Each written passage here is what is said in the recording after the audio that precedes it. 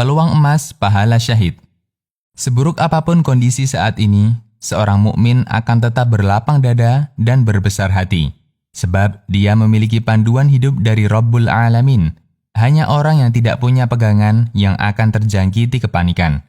Aisyah radhiyallahu anha bertutur, aku pernah bertanya kepada Rasulullah Shallallahu alaihi wasallam tentang taun atau wabah.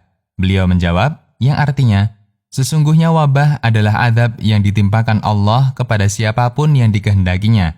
Namun dia menjadikan wabah sebagai rahmat untuk kaum mukminin. Saat terjadi wabah, siapapun yang berdiam di rumahnya dengan penuh kesabaran dan berharap pahala sambil meyakini bahwa dia tidak akan terkena sesuatu kecuali yang telah ditakdirkan Allah, orang yang seperti itu pasti akan mendapatkan pahala orang yang syahid. Hadis riwayat Ahmad.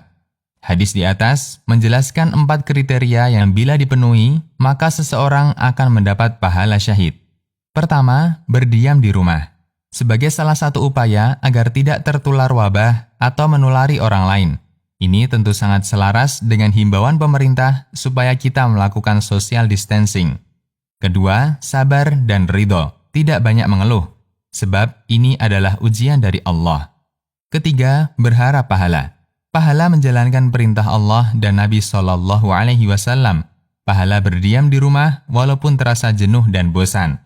Keempat, beriman dengan takdir, bahwa apapun yang terjadi itu adalah dengan kehendak Allah, sehingga bila Allah menakdirkan tidak kena wabah, maka tidak mungkin kena. Namun bila terkena, maka itulah yang memang telah ditakdirkan olehnya. Siapapun yang memenuhi 4 kriteria di atas, dia akan mendapatkan pahala orang yang syahid, walaupun ia tidak terjangkiti wabah. Apalagi bila terjangkit dan meninggal, atau terjangkiti dan bisa sembuh. Semuanya dijanjikan Nabi Shallallahu alaihi wasallam pahala syahid. Demikian keterangan yang dibawakan Imam Ibnu Hajar rahimahullah dalam kitab beliau Fathul Bari. Wajarlah bila Rasul Shallallahu alaihi wasallam menyatakan bahwa wabah adalah rahmat bagi kaum mukminin.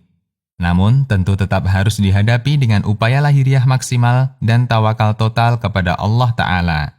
Ditulis oleh Ustadz Abdullah Zain LC MA.